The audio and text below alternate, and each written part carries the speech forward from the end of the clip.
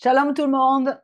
Shalom, merci de vous joindre à nous de nouveau à cette Beth Midrash en live en direct d'Israël.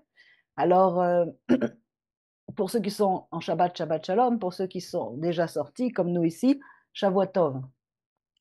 Alors, vous êtes tous les bienvenus, vraiment de venir vous nous rejoindre dans chaque semaine. C'est ouvert à tous, ce cours en direct est ouvert à tous. Et voilà, nous avons vraiment le plaisir de voir le groupe qui grandit, qui grandit. Merci. Vous savez qu'après, nous avons un débat très intéressant.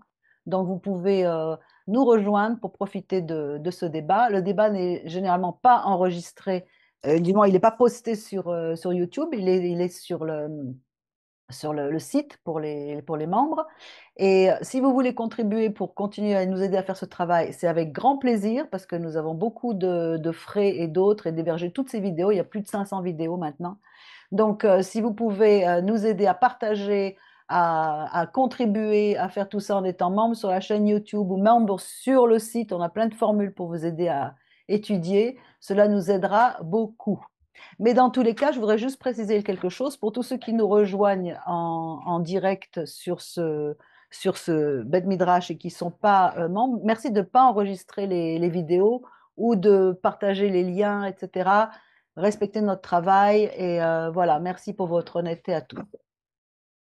Alors, ceci dit, maintenant, on voudrait dédier déjà ce cours à tous les soldats qui sont blessés et qui se battent pour la terre d'Israël, et à tous ceux aussi dans le corps du Messie qui souffrent, qui sont dans les maladies, dans toutes ces choses, on les remet, et vraiment que cette lumière dans ce cours apporte la guérison à tous. Surtout qu'on est dans la période du mois de Kislev, et le mois de Kislev, c'est le mois des lumières, c'est le mois des miracles aussi. Alors que vraiment que le Kadosh Baoru nous apporte la guérison dans tous les aspects de notre vie. Alors notre paracha, c'est la paracha Vayetse, et il sortit. Et je veux commencer avec un verset de Hébreux 12, 14, que je reprendrai régulièrement tout au long du cours. Poursuivez le shalom avec chacun et la sainteté ou la sanctification, sans laquelle personne ne verra le Seigneur. Et avant de commencer, je cite également une citation de Rabbi Gottlieb dans les principes spirituels qu'il écrit, des choses que nous partageons déjà dans la manne quotidienne dans notre groupe Signal, si vous voulez nous rejoindre. Nous pouvons apprendre la Torah de deux points de vue différents. Et d'une, la Torah est à l'extérieur de nous-mêmes, ou alors la Torah est à l'intérieur de nous-mêmes. La Torah, elle est généralement apprise du point de vue de l'extérieur de nous-mêmes. Par exemple, la discussion sur la Torah entre Esav et Yaakov, elle est comprise en parlant de deux personnes différentes. La description par la Torah de l'esclavage d'Israël en Égypte, est comprise aussi comme faisant référence à deux nations différentes. Et bien que la plupart des gens apprennent la Torah de cette manière, cette façon d'apprendre soulève de nombreuses difficultés. L'une d'entre elles est qu'il peut sembler que la Torah ne soit qu'un compte rendu d'événements et d'histoires historiques, à Dieu ne plaise. En outre, lorsque nous apprenons la Torah de cette manière, il est difficile de ressentir un lien direct entre ce qui est écrit dans la Torah et dans nos vies personnelles. Et le Zohar nous explique que la Torah, c'est pas seulement à l'extérieur de nous, mais c'est aussi à l'intérieur de nous. C'est-à-dire, par exemple, Isav et Yaakov, Ésaü et Jacob, sont deux aspects de notre moi intérieur qui luttent pour le contrôle. Avraham, Yitzhak, Yaakov, Sarah, Rivka, Rachel, Léa, tout ça, ça reprend des niveaux de conscience que nous pouvons atteindre. Israël, c'est un aspect de nous-mêmes qui se libère de l'esclavage, d'un autre aspect qui est celui de l'Égypte, qui est également dans nous-mêmes. Et lorsque nous considérons la Torah comme décrivant des aspects de notre conscience intérieure, nous n'apprenons pas des événements dont nous pourrions nous sentir déconnectés. Chaque lettre de la Torah est pertinente pour chacun d'entre nous. C'est ainsi qu'il faut se référer à la Torah. Okay, donc, c'est important de comprendre ce principe-là, surtout de la façon maintenant on va étudier justement la paracha. Dans Genèse 29, 2, je vais lire quelques versets, il nous dit « Il vit alors un puits dans le champ, pardon, et trois troupeaux de brebis étaient couchés près de ce puits, car on abreuvait les troupeaux à ce puits. Or, on avait placé une grosse pierre sur l'ouverture du puits. Et quand tous les troupeaux étaient assemblés là, on roulait la pierre de dessus l'ouverture du puits, on abreuvait les brebis, puis on remettait la pierre à sa place sur l'ouverture du puits. Ensuite, Yaakov leur dit, mes frères, d'où êtes-vous? Ils leur répondirent, nous sommes de Haran. Haran. Connaissez-vous Laban, le fils de Nahor? Il dit, nous le connaissons. Est-ce qu'il se porte bien? Il va bien. Et voici que Rachel, sa fille, arrive avec le troupeau. Voici le jour est avancé, il n'est pas temps de rassembler le bétail. Faites boire les brebis et allez les faire paître. Ils dirent, nous ne pouvons pas avant que tous les troupeaux soient rassemblés et qu'on roule la pierre de l'entrée du puits pour abreuver le troupeau. Et comme il leur parlait encore, Rachel arriva avec les brebis de son père, car elle était bergère en ce temps-là. Là, je vous lis de la traduction du Targum Yonatan. Et parce qu'il y avait une plaie de l'Éternel contre le troupeau de Laban, et qu'il ne lui restait qu'un petit nombre. Il chassa donc ses bergers, et il mit ce qui restait devant sa fille Rachel. Ce qui explique pourquoi c'était elle qui était bergère. Lorsque Yaakov vit Rachel, la fille de Lavan, frère de sa mère, il s'approcha, roula la pierre avec un de ses bras, de dessus l'ouverture du puits, et le puits déborda. L'eau monta devant lui, et il abreuva les brebis de Lavan, frère de sa mère, il déborda pendant 20 ans, c'est-à-dire pendant toute la durée de temps où Yaakov resta chez Lavan. Alors les troupeaux sont abreuvés à ce puits, il y a une grosse pierre qui se trouve à l'entrée de ce puits, une très grosse pierre, et pour que les troupeaux puissent effectivement boire, il faut que la pierre soit roulée loin de l'ouverture du puits. Et il dit alors, regarde, le jour est bien avancé, ce n'est pas le moment de rassembler le bétail, faites boire les brebis et allez les faire paître. C'est comme s'il leur demandait, mais qu'est-ce que vous faites là? C'est encore grand jour, abreuvez les brebis, continuez à paître. Ils répondirent, nous ne pouvons pas, jusqu'à ce que tous les troupeaux soient rassemblés et que la pierre soit roulée à l'entrée du puits. Et donc après, on voit que Rachel arrive et tout, puis d'un seul coup, Yaakov réussit à rouler la pierre de dessous l'ouverture du puits, contrairement à ce que tous les bergers lui avaient dit, à savoir que la pierre était si lourde qu'il fallait attendre que tous les bergers soient rassemblés. Et lui, quand il voit Rachel, alors comment est-ce qu'on peut comprendre cette histoire-là? Alors on pourrait croire que Yaakov a vu Rachel, qui était une jolie fille, puis d'un seul coup, parce qu'il est écrit qu'elle était belle d'aspect, et alors il a reçu une énergie phénoménale, et il a voulu jouer Superman, il a bougé la pierre du puits, etc., etc. Bien sûr, c'est pas du tout ça. Maintenant, on va voir un petit peu justement la Torah de l'intérieur, c'est-à-dire en fait, on va répéter cette histoire à la lumière du Zohar. Et il regarda, et il y avait un puits dans le champ. Alors, un puits, c'est un endroit où on puise de l'eau. Mais le champ, c'est un code pour dire que c'est en fait le nom général de la Sainte Shrina, la présence de Dieu. Et dans le dictionnaire de définition de Or Asulam, il est écrit le champ, c'est la Shrina, et le Sitra Acha, c'est-à-dire l'autre côté, le côté mauvais, c'est aussi un champ. Il y a un champ dans lequel toutes les bénédictions et les saintetés sont répertoriées, et comme on dit l'odeur d'un champ que Dieu a béni, il s'agit de la Shrina.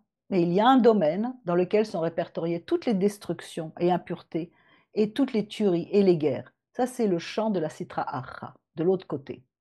Et qu'est-ce que c'est que cette Sitra Achra? C'est notre ego, notre désir de recevoir pour soi, qui est la forme d'impureté rituelle la plus maximale. C'est ce qu'on développe dans tous les groupes de restauration de l'âme, comment arriver à se débarrasser de ces œuvres de la chair par rapport à l'esprit. C'est ce qui nous pousse à considérer d'abord et avant tout nos besoins avant ceux des autres.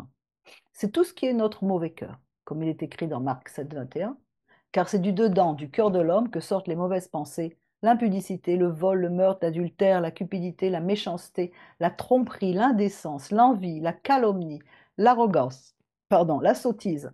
Toutes ces mauvaises choses viennent de l'intérieur et rendent l'homme impur. Là, je vous rappelle qu'en fait, il est en train de s'adresser à des gens nés de nouveau, qui ont déjà reçu le Seigneur. Il s'adresse à eux. Il n'empêche que c'est pas parce qu'on est de nouveau que d'un seul coup, on est comme un sou tout neuf. On doit travailler à toutes ces choses-là. On a tout ça à débarrasser. Et la Sainte Shrina, elle, c'est l'échelle spirituelle qui fournit la lumière de Dieu aux âmes qui y ont droit, c'est-à-dire à ceux qui travaillent sur eux, qui se purifient de la pollution de cet ego, cet amour propre, et qui désirent uniquement recevoir pour soi. Et c'est cela, le puits qui abreuve la lumière divine pour les âmes. Et c'est écrit dans Jean 7,38, si quelqu'un met sa confiance en moi, des fleuves d'eau vive couleront de ses entrailles, comme le dit l'Écriture. Et il vit alors un puits dans le champ, et 3 troupeaux de brebis étaient couchés près de ce puits, car on abreuvait les troupeaux à ce puits. Ça fait allusion à ce que les sages ont dit, c'est-à-dire que le monde existe depuis 6000 ans, et que ces 6000 ans sont divisés en 3. Il y a eu les 2 premiers 1000 ans du début de la création, c'est le chaos. Après arrive Abraham et tout, ça va être les 2000 ans de la Torah. Et ensuite, les 2 derniers 1000 ans, dont nous sommes actuellement dans cette période, ce sont les jours du Messie. Et il dit qu'en fait, il s'agit de 3 troupeaux de moutons, c'est-à-dire 3 types d'âmes qui attendent que la lumière divine les approuve. Elles attendent à différents niveaux. Parce qu'en fait, quand Dieu a créé l'homme, il l'a créé avec une aspiration au spirituel, une aspiration à se reconnecter. Et le mot de brebis, c'est en hébreu, c'est tson. Tson, c'est la même racine que le mot yetzia, sortir. Tson, la route, c'est dehors. Pour la raison que les âmes sont sorties et se sont séparées du Créateur pour devenir des créatures. Donc les âmes attendent que la lumière divine les touche, les sature, pour qu'ils puissent recevoir la saturation des eaux de la lumière suprême. Et on lit dans Genèse 29, 10, lorsque Yaakov et Rachel, il s'approcha, il roula la pierre avec un de ses bras de dessus l'ouverture du puits, le puits déborda, l'eau monta devant lui, et il abreuva les brebis de Lavan, frère de sa mère, il déborda pendant 20 ans. Mais la pierre est trop grande pour le puits. La pierre, ça fait allusion encore une fois au désir de recevoir pour soi. Cette pierre, c'est ce qui bloque l'embouchure du puits, de sorte que les âmes ne peuvent pas recevoir et boire à satiété les eaux de la lumière supérieure. C'est un blocage, plusieurs blocages. C'est ce qu'on développe encore dans tous ces groupes-là qu'on fait, c'est qu'en fait, on a des blocages qui nous empêchent de recevoir l'abondance que Dieu veut mettre dans nos cœurs. Il y a des blocages qui sont là, des pierres qui remplissent le vase, donc il n'y a que très peu de lumière qui rentre. Plus on enlève les pierres, plus ça rentre. Parce que ce désir de recevoir, ça nous sépare de la shrina. Pourquoi? Parce que la shrina, elle est corrigée dans le fait de donner. L'essence fondamentale de Dieu, c'est le don. Dieu a tant aimé le monde qu'il a donné son Fils unique. Donc le don, c'est vraiment ce qui caractérise Dieu. Et quand nous sommes dans le recevoir, on n'est pas en similitude de forme avec le Créateur. Et Dieu nous a donné ce don parce qu'il veut que nous-mêmes, nous redonnions. Il nous dit d'aimer les 2 principaux commandements de la Torah, d'aimer le Seigneur dans ton Dieu de tout ton cœur, toute ton âme et toute ta force, et Galates 5,14, en effet, toute la Torah se résume en une seule phrase, aime ton prochain comme toi-même. On a les 2 pôles, mais on ne peut pas avoir l'un sans l'autre. Et en tout état de cause, le désir de recevoir, il constitue un blocage à cause duquel on ne peut pas recevoir la lumière d'en haut. Regardez avec par exemple Jérémie 2,13, il est dit car mon peuple a commis 2 mots. Il a abandonné mon culte. En hébreu, c'est oti, moi, il m'a abandonné moi, à cause duquel je fais venir sur lui la bonté comme une source d'eau qui ne tarit pas, et il s'est égaré après des idoles qui sont pour lui comme des citernes crevassées qui ne peuvent pas contenir de l'eau. Pourquoi? Parce que quand on désire pour soi, ça rentre, ça sort, ça rentre, ça sort. Quand on désire pour redonner à l'Éternel, on capte, on devient un vase qui capte toute la lumière. Les citernes brisées, c'est notre volonté de recevoir une façon égoïste pour moi. C'est de faire de nous-mêmes notre petit Dieu, notre petit maître. C'est pour ça qu'on dit qu'un égoïste, un idolâtre, parce qu'il a de la place que pour lui dans son cœur. Jacques nous dit, vous désirez des choses, vous ne les avez pas. Vous tuez, vous êtes jaloux, vous n'arrivez pas toujours à les obtenir. Alors vous vous battez, vous vous querellez. La raison pour laquelle vous n'avez rien, c'est que vous ne priez pas. Ou bien vous priez et vous ne recevez pas parce que vous priez avec un mauvais motif de lui de satisfaire vos propres désirs, c'est-à-dire l'ego. Et donc, ça c'est une chose, mais la pierre, elle représente également la compréhension. C'est-à-dire qu'en fait, c'est une autre façon de désirer quelque chose pour soi-même. Outre la forme de base sur laquelle le désir de recevoir veut recevoir des plaisirs, il y a aussi le fait que le désir de recevoir veut également tout comprendre. Ça veut dire quoi? Ça veut dire qu'il veut tout voir, tout comprendre, comme Ève qui voulait connaître plus encore de Dieu. Il veut comprendre la Torah, la religion, il veut comprendre Dieu, comprendre exactement ses actions. C'est-à-dire qu'il ne veut pas croire tout simplement, il veut comprendre.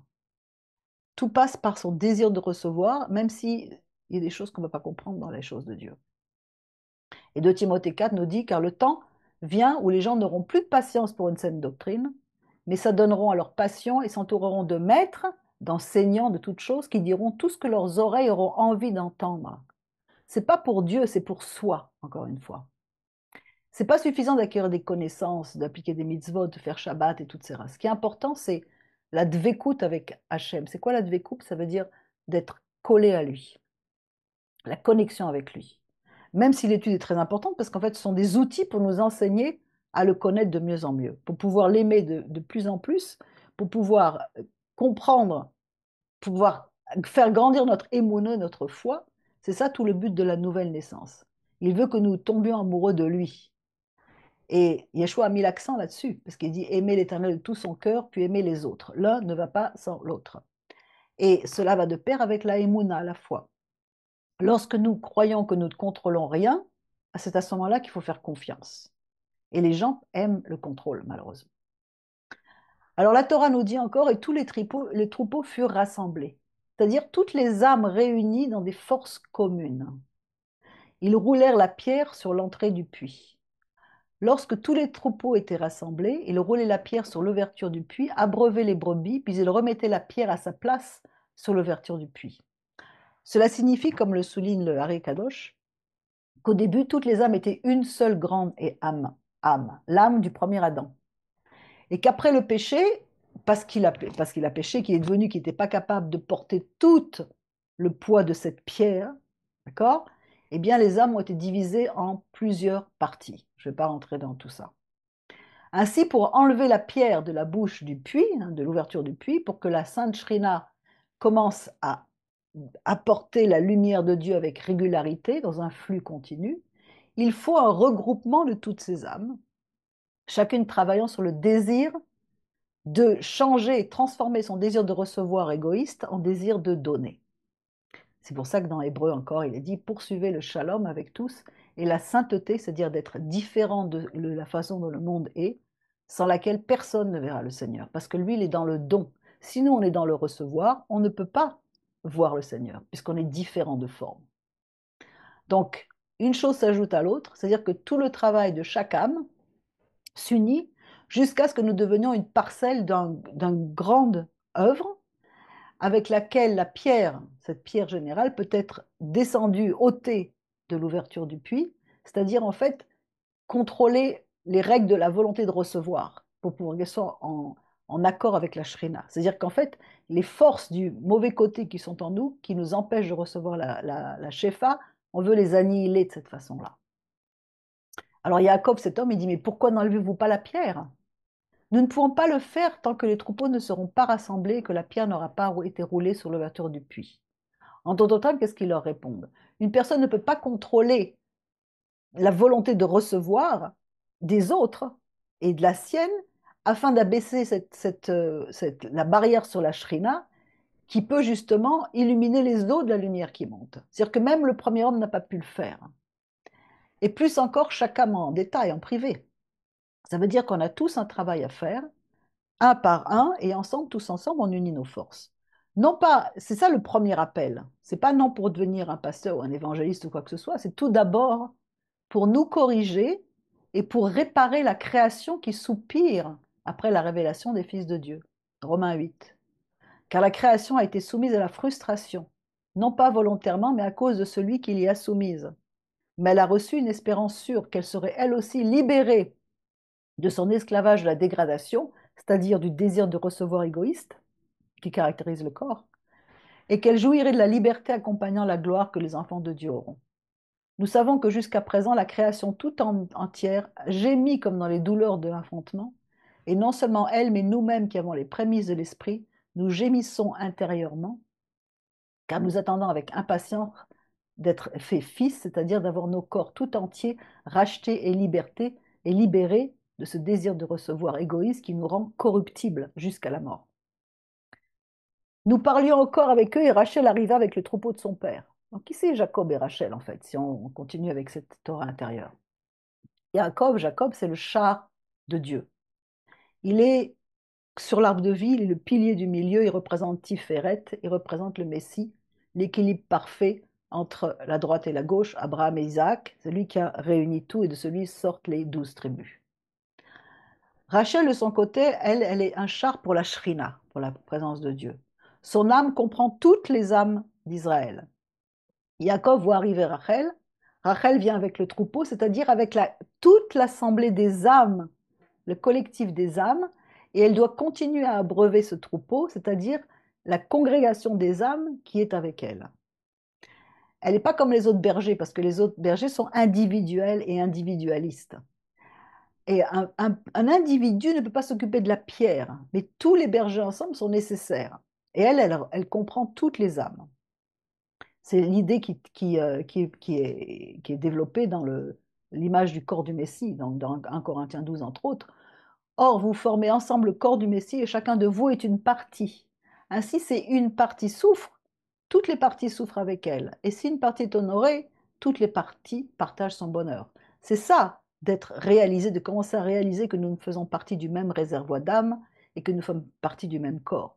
Ce n'est pas juste des individus, nous faisons réellement partie de ça. Donc si on commence à avoir cette conscience, on comprend que chaque œuvre que l'on fait, en bien ou en mal, affecte le corps tout entier. Rachel, elle, c'est donc le char de la Sainte Shrina. Elle englobe toutes les âmes, et car elle a le désir, elle a l'aspiration à en ôter la pierre. C'est-à-dire qu'en fait, là, cette fois-ci, son désir, c'est pas pour recevoir pour elle, mais c'est un désir pour le bien de tous, afin d'abreuver toutes les âmes. C'est pourquoi Yaakov, qui est le char de Dieu, reçoit le pouvoir d'enlever seul la pierre du puits. La raison en est que Dieu, qui est l'être suprême, a des pouvoirs illimités, bien entendu. Il n'y a rien qu'il ne puisse faire. Cependant, l'être suprême ne peut ou ne veut pas accomplir quelque chose dont les êtres inférieurs n'ont pas besoin. C'est-à-dire qu'en fait, il faut qu'on désire. Dieu éclaire les êtres du bas selon le besoin, selon leur demande. C'est pour ça qu'il est dit dans Matthieu, entre autres, demandez sans cesse et l'on vous donnera, cherchez sans cesse et vous trouverez, frappez sans cesse et l'on ouvrira la porte. Il faut un désir. Par conséquent, lorsque Rachel arrive, et avec elle toutes les âmes d'Israël, elle apporte avec elle cette aspiration générale. Et Yaakov, qui est l'incarnation du suprême, lui, d'un seul coup, il peut enlever la pierre, parce que son pouvoir est illimité, mais il n'attend que le feu vert, que le désir des âmes. C'est ce que nous appelons, encore une fois, les eaux féminines. Il faut que les eaux féminines désirent que les eaux masculines se déversent. C'est le principe kabbalistique, biblique. Et en tant que corps, nous devons nous présenter devant lui, demander la délivrance, ouvrir le puits pour que d'abondantes bénédictions viennent sur nous, sur notre famille, notre pays, sur le monde entier. C'est ça qu'on doit faire en tant que corps. Par exemple, si vous regardez celui qui était possédé dans le territoire des Gérasines en anglais, Gadaréniens, il désirait ardemment être libéré, et Yeshua est allé de l'autre côté, c'est-à-dire du mauvais côté, pour le libérer.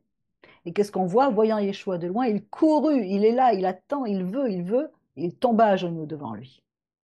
Donc là, les délivrances arrivent.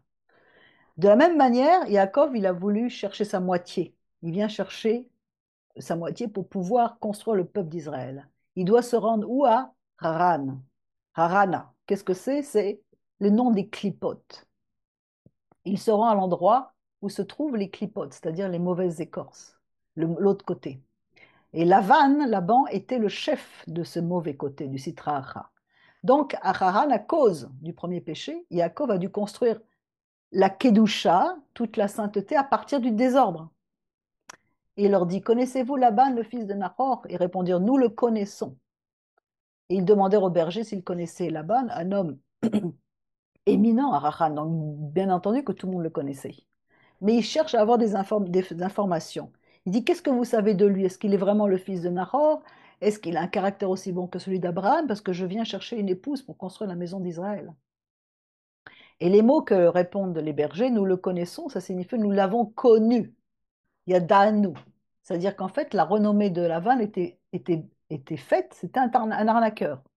D'ailleurs, on le voit que son nom, Laban le syrien dans Genèse 31, ça peut former le mot de Aramaï, pardon, Ha-Arami, ça forme Aramai, c'est-à-dire l'imposteur. Donc, il est bien un imposteur. Mais ce nom de Lavan, ça veut dire également blanc. Et blanc, ça peut être divisé en deux mots. Loben, il n'est pas fils. Il est fils de personne parce que d'abord, ce sont ses intérêts à lui, après le reste. Mais il avait l'air blanc, et en fait, il était très hypocrite. Matthieu 23, 27, qui s'adresse là à des gens du Erev Rav, on a vu ça dans les dernières vidéos, d'accord, qui se font passer pour ce qu'ils ne sont pas. Malheur à vous, scribes et pharisiens hypocrites, car vous ressemblez à des tombeaux blanchis, la vanne à la chaux, qui paraissent beaux au dehors, mais qui au-dedans sont pleins d'ossements de mort, de toute espèce d'impureté. Lavan savait très bien que la bénédiction s'étendait sur la maison d'Abraham. Il se souvient qu'Eliezer était venu avec des riches cadeaux pour aller chercher Rivka, donc il va l'accueillir avec intérêt et il dit bien dans Genèse 30, reste, je te prie, si j'ai trouvé grâce à tes yeux, car j'ai appris par expérience que l'Éternel m'a béni à cause de toi. Donc c'est par intérêt, désir de recevoir pour soi, impureté rituelle maximale. Et sa nature perverse se retrouve aussi dans Bilam, parce qu'on pense que Bilam aurait été un fils de Lavan. Donc Lavan, c'était le chef de la Sitraha, et c'est de là que la maison d'Israël doit sortir, pour la sortir de l'obscurité. Parce que tout est une histoire de lumière et de vase. Donc, on doit construire des vases pour recevoir la lumière et sortir de cette obscurité. Et Yaakov, lui, va chercher une épouse. De qui s'agit-il? De l'épouse. Yeshua va chercher son épouse qu'il connaît. Haran, c'est un endroit très très bas spirituellement. Et Yeshua nous a sauvés d'un endroit très bas. Yaakov quitte le monde d'Atsilut, qui est le monde de l'émanation le plus proche de Dieu, pour un endroit très bas, et c'est là qu'il va construire la maison d'Israël. Il va chercher son épouse dans un endroit sombre, c'est-à-dire le monde. Et Yeshua est venu du Père pour nous chercher dans les endroits de ténèbres. Jean 12, 46, je suis venu comme une lumière dans le monde, afin que quiconque se confie en moi ne demeure pas dans les ténèbres. Alors Yaakov va quitter Beer-Sheva. Beer, ça veut dire un puits. C'est un état intérieur. Il quitte un puits et il se dirige vers Haran pour trouver un autre puits. C'est une autre étape sur le chemin. Et en chemin, il doit passer d'un état à l'autre, comme la jour et la nuit. C'est-à-dire qu'en fait, il fait l'expérience de montée et de descente spirituelle interne, chose qui nous arrive à nous tout le temps. C'est pour ça qu'on a démarré cet enseignement en disant que la Torah, elle, c'est pour nous personnellement. Chaque ascension signifie qu'une personne s'élève au-dessus de son cœur de pierre, au-dessus de la pierre qu'il a placée sous sa tête. Souvenez-vous de l'histoire, quand il passe toutes ses têtes. D'ailleurs, pour cela, toute l'histoire de Pierre et tout le message extraordinaire sur le retour des 12 tribus est développé dans les études de la Yeshiva. Alors là, c'est un autre aspect. Et par la suite, dans le rêve, il va faire un rêve, il va se connecter à son degré supérieur, il va découvrir l'échelle, c'est l'échelle de Jacob, qui est l'échelle des degrés, qui nous parle également, encore une fois, de Yeshua. Mais ça encore, c'est dans les études. Et cette échelle, elle se compose de 125 degrés qu'une personne gravit jusqu'à la maison de Dieu, qui correspond à 5 niveaux d'âme également, que nous développons dans nos cours sur l'introduction au Zohar, et que je ne vais pas décrire ici. Mais nous avons 5 degrés d'âme. Et bien qu'on ne puisse pas voir encore toute l'échelle, on voit qu'elle atteint le ciel. C'est-à-dire que c'est le découvert du début du chemin qui est obtenu dans la ligne du milieu, qui est Yaakov. C'est pourquoi le Créateur apparaît devant lui. Qu'est-ce qu'il fait? Il lui donne une terre, Eretz. C'est les mêmes racines que le mot ratson, désir. Cette fois-ci, le désir dans le désir de donner, de proclamer le nom de Dieu, pas dans le désir égoïste. Et là, il va pouvoir commencer à travailler. Une volonté propre qui n'est pas le désir de recevoir pour l'ego. Parce que tout est une question de volonté. Nous devons vouloir sortir des ténèbres. Nous devons avoir le désir de sortir de la fosse. Un désir qui est vide, c'est-à-dire qui ne se remplit pas, des plaisirs rapides pour combler un manque, ça rentre, ça sort, ça rentre, ça sort. Ça s'appelle une fosse. Lorsqu'il est plein, on l'appelle un puits. Pourquoi? Parce que le puits, c'est la source de bénédiction. C'est pour ça qu'on voit dans les récits de la Torah qu'il y a beaucoup de choses qui se passent autour des puits. Le cas d'Abraham, Isaac, Eliezer, Moïse, Sipora, toutes ces choses. Et Yaakov, donc, il arrive au puits. Donc ce puits, ça représente le puits spirituel supérieur d'eau vive. C'est-à-dire, en fait, sur l'arbre de vie, la sphira, la mesure de Bina, l'intelligence discernement. Et ça, à ce niveau-là, Ça, je vous recommande de réécouter toutes les autres vidéos. Je ne peux pas rentrer dans tous les cours. Sinon, prenez le cours de Kabbale biblique pour comprendre toutes ces choses. Mais tout ce qu'on comprend, c'est que les clipotes, les mauvaises écorces, ne peuvent pas atteindre là. C'est trop haut. Elles ne peuvent pas monter. Et Yaakov, lui, représente Yeshua. Il représente le fils, le pilier du milieu, Zeir Anpin. Il va quitter cet endroit pour aller chercher les étincelles perdues à Haran, afin de tout ramener jusqu'au monde de l'unification et de l'unité qui se trouve le monde Hatzilut, le monde de l'émanation près du Père. Et c'est ce qu'a fait Yeshua. Il est allé dans les ténèbres pour faire sortir les âmes de prison. 1 Pierre 3,19. Et c'est sous cette forme qu'il est allé faire une proclamation aux esprits emprisonnés. Il abreuva le troupeau de Laban, le frère de sa mère. Yaakov abreuve toutes les âmes qui étaient incluses dans Rachel, la mère. Donc, on voit également qu'après la destruction du temple, le Midrash nous dit que Israël est parti en exil, a traversé la tombe de Rachel, notre mère. Et Rachel pleura sur ses fils. Ce que les écoles de pensée midrashique et ce que le Zohar nous dit, c'est que Rachel comprend vraiment la totalité des âmes des fils et que par conséquent, elle pleure l'exil des fils. Elle pleure le meurtre de ses fils par Édom. Édom, c'est quoi? C'est Ésaü. Ésaü, où est-ce qu'il est représenté dans la Brit Hadasha? Par Hérode, puisque Hérode était l'allié des Romains. Matthieu 2,16. Quand Hérode s'aperçut que les mages l'avaient trompé, il se mit en colère et donna l'ordre de tuer tous les garçons de Bethléem et des environs, âgés de 2 ans, en calculant, hop, désolé, j'ai coupé le micro de quelqu'un ici, en calculant à partir du moment où les mages lui avaient dit. C'est ainsi que s'accomplirent les paroles prononcées par le prophète Yirmiyahu. On entendit à Rama une voix qui sanglotait, se lamentait avec force. C'était Rachel qui pleurait ses enfants et qui refusait d'être consolée parce qu'il n'était plus en vie.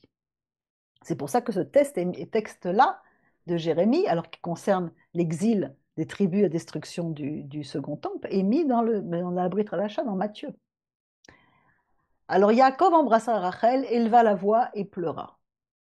Ceux qui considèrent la Torah encore sous son aspect extérieur, qu'est-ce qu'ils voient là? Ils voient qu'il y a encore une histoire d'amour. Hein. Ils voient Rachel, il déplace la pierre, il la trouve super jolie, après il va l'embrasser, etc. Ça n'a rien à voir avec tout ça, bien entendu. Du point de vue de la Torah interne, ça n'a rien à voir avec physique, il s'agit d'âme. On est en train de parler d'âme, de l'influence de la lumière divine sur les âmes. Donc l'influence de cette lumière divine, elle est conditionnée par l'élimination du blocage qu'il y a entre les âmes et le Kadosh Baoru. Et ce blocage est appelé une pierre. Cette pierre, c'est appelé la volonté de recevoir pour l'ego. Et lorsque Rachel, qui encore une fois c'est le char pour la Shrina, elle comprend, toutes les âmes arrivent, elle arrive, Yaakov qui est le char pour Dieu, il ressent le besoin de Rachel qui reprend toutes les âmes qui veulent sortir de captivité, c'est pourquoi il enlève la pierre d'un seul coup. Parce qu'en fait, tout, encore une fois, tout est en rapport avec le haut et le bas. Rachel était belle en apparence, ça veut dire quoi, dit le prophète? Le concept de beauté fait allusion à la lumière de la sagesse divine qui illumine le vase, car il s'agit de la plus grande beauté de la création, la réalisation de la volonté du Créateur de profiter à ses créatures, ce qui se fait avec la sagesse d'en haut. Et ce baiser qu'il lui donne, ça symbolise un type de contact, c'est-à-dire un contact spirituel qui existe entre le haut et le bas. L'influence et la connexion spirituelle sont appelées un baiser, c'est-à-dire que c'est une lumière, un instrument du Créateur, comme on peut lire dans Cantique des Cantiques, qu'il m'embrasse des baisers de sa bouche, car ton amour est meilleur que le vin. Alors le baiser se fait par 2 lèvres, qui sont les sphères de l'éternité et de la gloire, en fait de Hod et de Netzar. La lumière de l'éternité, et par exemple à propos de Moshe, qu'est-ce qu'il est dit? Je parlerai bouche à travers lui, je lui montrerai et je ne lui parlerai pas en énigme. Nombre 12,8. C'est quoi le contact bouche à bouche? De la bouche du supérieur contre la bouche de l'inférieur. C'est-à-dire que la bouche du supérieur fait allusion à la lumière spirituelle supérieure et la bouche de l'inférieur fait allusion au vase qui doit recevoir. Donc toute une histoire de lumière qui doit être déversée dans un vase qui veut recevoir. Donc Rachel et Yaakov, c'est la lumière qui se déverse dans un vase qui veut recevoir. C'est ça la signification du baiser. Les 12 tribus vont donc naître d'un lieu très bas. C'est la même chose pour l'Égypte. le lieu le plus bas, les fils d'Israël ont dû sortir de cette Égypte et faire sortir l'Égypte d'eux-mêmes. Pharaon s'est attaqué à Israël, Laban s'est attaqué à Yaakov, c'est la même chose. L'origine, c'est l'Égypte. Les fils d'Israël ont dû sortir de là. Et le Baal HaSulam nous dit que de la lumière doit sortir de l'obscurité. Il y a eu un soir, il y a eu un matin, noir, jour. Pour apprécier la lumière, nous devons savoir ce que c'est que l'obscurité. Si vous allumez une allumette dans une chambre noire, la lumière fait, mais pour l'apprécier, il faut connaître ce que c'est. Et dans le Gan Eden, il n'y avait pas de choix, il n'y avait que la lumière, c'est la seule option qu'il y avait. Et ce qu'ont fait Adam et Rava en péchant, c'est qu'ils ont introduit une quantité d'obscurité, de ténèbres, qui a lentement assombri toutes les couches des différents mondes jusqu'à notre monde actuel, où on ne perçoit plus la lumière de façon évidente. C'est la chute des clipotes qui court et qui empêche la lumière de se répandre dans nos corps et dans nos âmes. Et toute notre tâche consiste à révéler la lumière, sortir de Haran, de l'Égypte, c'est-à-dire du monde de la matérialité, du désir de recevoir pour soi égoïste. Et tout ça, ça nous conduit à l'œuvre du Messie. Qu'est-ce que c'est que la tâche, d'après le judaïsme? La tâche du tzaddik, du juste, c'est de faire un tikkun général, de faire une réparation générale. Il travaille donc constamment pour la rédemption pour les justes, Abraham, Israël, Yaakov. Ils ne travaillent pas pour eux. Tout leur travail consiste à racheter, à restaurer la Sainte Shrina, et Abraham et Yaakov nous ont montré la voie. Les grands justes préparent le peuple d'Israël à l'étape de la soumission à Dieu en s'échappant. Comment est-ce qu'ils font? Adam a quitté la Mésopotamie, Our. Yaakov a quitté Haran, a quitté d'abord parti, puis après il est sorti, il a quitté Haran. Qu'est-ce qu'ils font? Ils s'échappent eux-mêmes des clipotes. C'est-à-dire qu'en fait, ils fuient les clipotes qui les poursuivent. On voit Laban ou Pharaon qui les poursuivent, le peuple. Et où est-ce qu'ils vont? Ils vont à la source, ils vont à la mer. C'est-à-dire que vers la mer, qui est la véritable mer supérieure, la bina, c'est-à-dire la sphira supérieure sur l'arbre de vie, c'est ça la source du puits de l'abondance et le puits supérieur. Et ce puits supérieur, la bina, elle correspond également au hei du nom sacré Katlet, Yudke Vavke. Toutes les histoires des patriarches tournent autour des puits. Abraham, Yitzhak, Yaakov, même Yeshua avec la Samaritaine. Le puits, c'est l'eau qui enrichit beaucoup de gens. C'est l'eau forte qui jaillit jusque dans l'infini. C'est ça le lien avec la mer. Et Rabbi Shimon Bar Yochai, qui est l'auteur du Zohar, lui est allé s'enfuir pendant 13 ans dans une grotte. La grotte, ça représente, pareil, l'utérus, ça représente la mer. Pourquoi? Parce que c'est un monde fermé, protégé. Le fait d'être à l'intérieur de la mer, ça s'appelle également la tchouva, la repentance. Pourquoi? Parce qu'on dit que Ima ze Shabbat, Ima ze tchouva, Shabbat otiot tchouva. C'est-à-dire que Ima, la mer, c'est le Shabbat, le repos. La mer, c'est la tchouva, la repentance, le retour. Shabbat partage les mêmes lettres que tchouva. La tchouva a été accordée en passant par le tzaddik, le juste, qui a enlevé la pierre pour nous si nous le voulons. Si nous voulons continuer à travailler sur nous, il est toujours là pour nous aider. Et il appelle tout le monde à retrouver l'unité en lui. Tchouva, ça veut dire liberté. C'est pour cela qu'il nous dit dans Jean 8,36, si le Fils vous libère, vous serez réellement libre. Et le monde de la repentance s'appelle le monde de la liberté. C'est de là qu'est venue la Torah, le mont Sinaï. C'est la mer supérieure, la mer Ila. C'est juste donc, et s'échappe des clipotes de l'autre côté pour aller vers la mer, vers le puits. C'est là qu'ils forment des couples formidables pour le peuple d'Israël qui prépare la rédemption. Et quiconque s'associe à toutes ces corrections, donc entre autres en passant par le Messie, en passant par l'étude de la Torah, le retour à la Torah, l'étude de la Torah intérieure, le Zohar, la Kabbale biblique et toutes ces choses, tout cela, tous ceux qui font ceci ont la promesse d'être protégés des douleurs de l'enfantement du Messie. C'est-à-dire qu'en fait, c'est comme si on allait vers la mer, on allait vers l'arche de Noé, qui va être là pour nous garder de tout ce qui peut se passer. C'est-à-dire qu'en fait, c'est le Zohar qui est, entre autres, le livre qui nous apprend toute l'intériorité de la Torah et qui nous révèle le Messie à chaque page. C'est avec cette étude-là qu'on peut être garanti d'être protégé de toutes les tribulations, de certaines. Quiconque connaît qu'à ces choses, il nous est dit, Shabbat, Tchouva, Zohar, par Yeshua, tout ça, se connaît sera sauvé des tribulations de l'époque du Mashiach. Les clipotes ne le contrôleront pas parce qu'elles ne pourront pas le contrôler parce qu'ils seront dans la mer, dans le puits. Il sera sauvé de ces douleurs terribles. Parce qu'il est dit qu'à un point que on ferait mieux de ne pas être ici pour voir ce qui doit se passer. Et alors Yaakov leur demande, mais d'où êtes-vous? Mais Aïn, il leur dit, nous sommes de Haran. Et notre père Yaakov, il dit, mais alors vous étiez fâchés parce qu'il dit, mais vous ne pouvez pas, qu'est-ce que vous faites? Donnez-leur à boire. D'où venez-vous? Mais Aïn. Pourquoi est-ce qu'il leur pose cette question? Parce que mais Aïn, il leur dit, non, vous ne venez pas des clipotes, vous ne venez pas de Haran, vous venez du Ein Sof, vous venez de l'infini, vous venez de l'éternel. Ein, c'est ce qu'on retrouve dans le psaume 121, d'où me vient le secours, mais Ein Yavo Ezri, de l'éternel qui a fait les cieux et la terre. C'est de là-bas que vous venez pas de Haran. Vous êtes pour l'instant dans les clipotes, mais vous avez la possibilité de retourner à la mer, au puits. Vous venez du Ein Sof, du éternel infini. Laissez-moi enlever la clipa pour abreuver votre troupeau. Et il leur dit, le jour est encore grand, il y a encore beaucoup de temps pour la rédemption, ils ne seront pas encore assemblés, je vais apaiser la soif. Vous allez voir, il y a encore beaucoup de temps. Vous pouvez encore vous aussi participer à ce travail. Pourquoi restez-vous assis, perdez-vous du temps? Commencez à étudier, retournez au Seigneur, faites chouva, faites pratiquer la Torah, apprenez la Torah de l'intériorité, faites toutes ces choses. Il est temps maintenant parce que les âmes attendent. Ne restez pas dans vos clipotes, car le tzaddik peut nous aider. Mais vous devez tous venir ensemble, dans l'unité. Ce n'est que lorsque les troupeaux étaient rassemblés, là qu'il roulait la pierre de l'ouverture du puits à breuver les brebis. Et il disait, mais comment?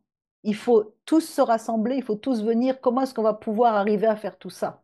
Il suffit que les troupeaux se rassemblent pour que l'eau coule. Apocalypse 2,16. C'est fait, je suis le Aleph et le Tav, le commencement et la fin. À quiconque a soif, je donnerai moi-même gratuitement de l'eau de la fontaine de la vie, de Bina. Jusqu'à ce que l'unité règne dans toutes les communautés du peuple, du corps du Messie, de toutes nos familles, de toutes ces choses, et que tout le monde va pouvoir se réunir pour pouvoir essayer de travailler ensemble. Mais le problème, c'est que pour arriver à s'aimer les uns les autres, c'est un travail, c'est difficile, on n'y arrive pas toujours, on chute.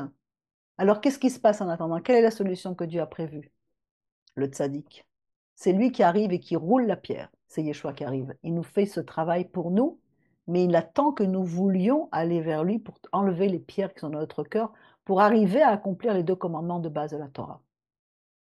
Et tout le monde saura que vous êtes mes talmidim par l'amour que vous aurez les uns pour les autres. Alors Yaakov, c'était un prototype de Yeshua. Qui nous a permis d'obtenir la circoncision des cœurs, qui permet au processus de sanctification de commencer. Poursuivez le shalom avec tous et la sainteté sans laquelle personne ne verra le Seigneur. Néanmoins, nos cœurs sont encore remplis de plein de choses, on l'a lu dans Marc 7, dans Jacques, etc. Ceux qui veulent vraiment devenir comme le Seigneur doivent souffrir dans la chair sans choix afin d'être comme lui, c'est-à-dire débarrassés des convoitises de la chair. Comme il dit dans Jean 14, 30, « Je ne vous parlerai plus longtemps car le maître de ce monde va venir, il n'a aucun droit sur moi. Je n'ai aucun désir de recevoir égoïstement. Il ne peut rien. Je suis déjà dans Bina, je suis déjà dans le puits supérieur. » Parce que tout est une question d'unité à la fin. Jean 17, relisez Jean 19. Jean 17 qui nous parle justement de la réunification de tout, et donc la réunification des 12 tribus qui vont être là, enfrontées dans cette parashat Vayetse, pour pouvoir restaurer toute la création. Et je vais terminer par un passage de Pirkei de Rabbi Eliezer qui nous dit, sur la paracha, Jacob prit 12 pierres des pierres de l'autel sur lesquelles son père Isaac avait été attaché, et il les plaça en guise d'oreiller à cet endroit, pour indiquer que 12 tribus étaient destinées à s'élever à partir de lui.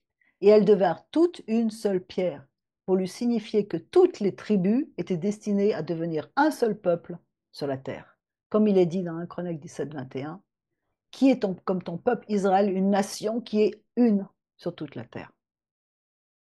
Alors la question de cette paracha, c'est où est-ce que nous en sommes, puisque cette paracha fait partie de notre vie. Où est-ce que nous en sommes? Comment est-ce qu'on s'engage dans cette mise à l'écart, dans ce retrait de ces pierres pour enlever le désir de recevoir égoïste que l'on a?